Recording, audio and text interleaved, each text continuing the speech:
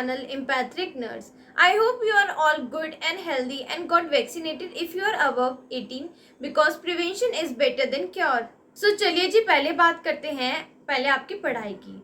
तो आप इतना स्ट्रेस क्यों ले रहे हो अपने एग्जाम्स की? आई नो स्ट्रेस लेना लाजमी है आपका एग्जाम्स को लेके क्योंकि डेट्स आगे पीछे हो रही है, ऊपर से आपका ऑलरेडी प्रिपरेशन का भी स्ट्रेस है। तो आपको बिल्कुल भी स्ट्रेस नहीं लेना है इस बात का, क्योंकि अगर आपने स्ट्रेस लिया तो आपकी पढ़ाई पर और एग्ज़ाम जब आएगा तो उस पर आपको फेस करना पड़ेगा ये, क्योंकि आप जितनी एंथुजियाज्म एंड स्पिरिट के साथ अपनी प्रिपरेशन कर रहे हो उतने आपके मार्क्स नहीं आ पाएंगे। क्योंकि देखो बच्चों, आगे कुछ नहीं पता सिचुएशन का कि एग्ज़ाम डेट आगे पीछे हो जाए। अगर ऐसा हुआ तो आपका स्ट्रेस और एंजाइटी बढ़ जाएगा एंड वहीं पे आप अपने मार्क्स लैग कर जाओगे। तो आपको पहले अपने फोकस करना है मेंटल हेल्थ पर। स्टडीज़ तो हो जाएगी, आप स्टडीज़ करते ही हो पूरे दिन में, क्योंकि स्टडीज़ नहीं करोगे तो एग्ज़ाम में अच्छे नंबर नहीं आएंगे, क्योंकि आपको इस बार अपना एग्ज़ाम क्रैक करना है।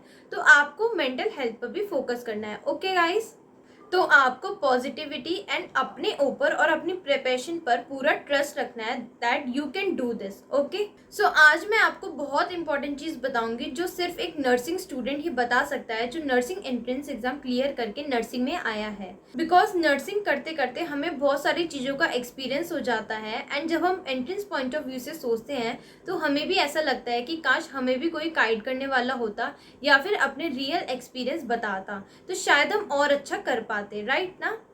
सो आपको तो चिंता करने की ज़रूरत नहीं है, because I will tell you each and everything related to the nursing so that you can clear entrance exam and one day you will become nursing officer, which is your dream. Agree?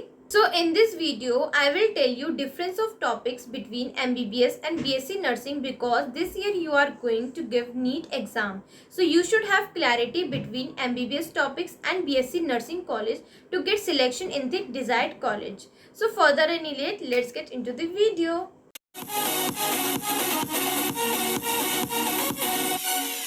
I know बहुत सारे students को doubt है इस चीज़ को लेकर कि क्या हमें नीट के लिए उतना पढ़ना है जितना एमबीबीएस के लिए पढ़ना होता है, और अगर उतना पढ़ना पड़ेगा तो हमें क्यों पढ़ना है, क्योंकि हमें तो बीएससी नर्सिंग करनी है। तो स्टूडेंट्स आप बिल्कुल सही सोच रहे हो, क्योंकि आपको ये ट्रुथ पता है कि आपको एमबीबीएस में एडमिशन के लिए 600 प्लस मार्क्स चाहिए एंड आपको हर चीज़ की डिटेल इन्फॉर्मेशन चाहिए एंड आपका सिर्फ एनसीईआरटी से काम नहीं चल सकता है, आपको डीप इन्फॉर्मेशन हर टॉपिक हर चैप्टर की चाहिए होगी फॉर सिलेक्शन। तो स्टूडेंट्स मैं आपको एक इम्पॉर्टेंट चीज़ बताती हूँ कि आपको हमेशा वही टॉपिक्स पढ़ने हैं जो आगे आपको नर्सिंग में काम आएंगे या फिर जो नर्सिंग का बेस बनाएंगे।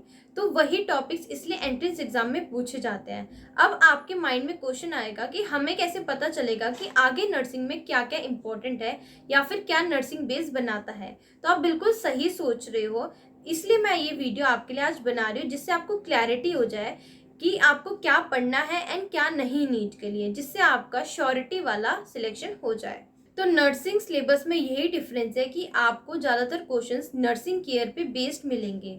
जैसे नर्सिंग केयर किसी भी सर्जरी की हो सकती है या फिर किसी भी मेडिकल ट्रीटमेंट की। तो इसके लिए आपको सारे बॉडी पार्ट्स पता होने चाहिए, उसके सारे सिस्टम्स पता होने चाहिए, किसमें कितने डक्ट्स होते हैं, स्फिंक्टर्स होते हैं, क्या फ्लो ऑफ ब्लड होता है, ब्रीथिंग मैकेनिज्म कैसे होता है, कितने टाइप के बैक्टीरियाज होते हैं, इकोसिस्टम क्या होता है एंड इसके अंदर रूट सिस्टम क्या होता है, प्लांट्स की फिजियोलॉजी आपको पता होनी चाहिए, एनिमल की फिजियोलॉजी पूरी पता होनी चाहिए, जिससे वो आगे आपको काम आए।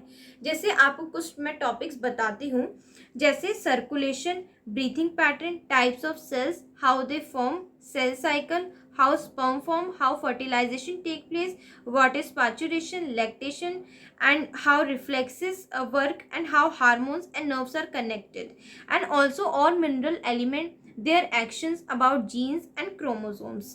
तो ये सारे जितने मैंने टॉपिक्स बताए हैं सारे रिलेटेड है नर्सिंग के लिए, इसलिए पेपर इसी तरीके से सेट किया जाता है जिससे आपका स्किल्स और आपकी चीज़ें टेस्ट की जाए, जिससे ये पता लगा पाए कि आपका कंसेप्ट क्लियर है या नहीं, कि जिससे आप नर्सिंग डिज़र्व करते हो या नहीं। अगर आप नर्सिंग डिज़र्व करते होगे तो आपका डेफिनेटली क्लियर हो जाएगा एग्ज़ाम। एंड मैंने आपको ये फंडा पूरा बता दिया कि किस बेसिस पर एग्ज़ाम सेट किया जाता है। नीट में भी आपको इसीलिए ऐसे ही क्वेश्चन मिलेंगे, और इतना ही आपका वेटेज रखा जाएगा, जैसे 300 400 मार्क्स का, जिससे आपको नर्सिंग मिल जाए।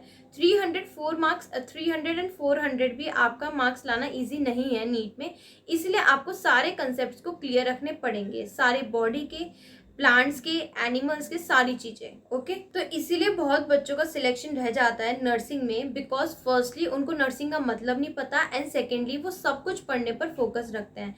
इसलिए आपको सिर्फ और सिर्फ इम्पोर्टेंट पढ़ना है और ये समझते हुए पढ़ना है कि नर्सिंग में क्या काम आएगा, किस बेसिस पर वो पेपर सेट करते हैं। तो इससे आपको ईजी भी लगेगा पढ़ने में, एंड आपका सिलेक्शन हो भी जाएगा, एंड आपको एक अलग कॉन्फिडेंस आएगा कि आपको एक अच्छी चीज एंड इम्पॉर्टेंट चीज पता है जो आपका एक सिलेक्शन पास ला देती है। ओके, एंड स्टूडेंट्स, मैं एक और इम्पॉर्टेंट चीज बता दूं कि जितना भी आप 11th एंड 12th की बायोलॉजी में पढ़ोगे, वो आगे नर्सिंग में जाकर हर एक चैप्टर का एक इंडिविजुअल सब्जेक्ट है, और हर एक इंडिविजुअल सब्जेक्ट में आपको उस चैप्टर के बारे में डीप पढ़ाया जाता है। इसलिए वो पेपर इसलिए इस तरीके से सेट किया जाता है, इसलिए स्ट्रॉन्ग क्वेश्चंस रखे जाते हैं घुमाकर, जिससे आपका टेस्ट कर पाए कंसेप्ट को, कि आगे आप उसमें पास हो पाओगे नहीं हो पाओगे। इसलिए आप इस चीज पे फोकस करना। Okay, so all the best guys, and आपको मैंने बहुत ही ज्यादा इंपॉर्टेंट चीज बताई आज इस वीडियो में, शायद आपका ये हल्का हो पाए स्ट्रेस एंड एंजाइटी, एंड आप और अच्छे से आप पढ़ पाओ, एंड आपको कोई कंफ्यूजन ना हो इस कंसेप्ट में जो मैंने बताया। कुछ बच्चों को शायद ये ना समझ आए, बट आप फिर से वीडियो देख लेना इस चीज़ को समझने के लिए जो मैंने आज आपको बताया है। So that's all for this video. I hope you like this video, so please appreciate this video by giving big thumbs up, and also share this video with your friends, and comment down below about your all queries, and also subscribe my channel. Thanks for watching.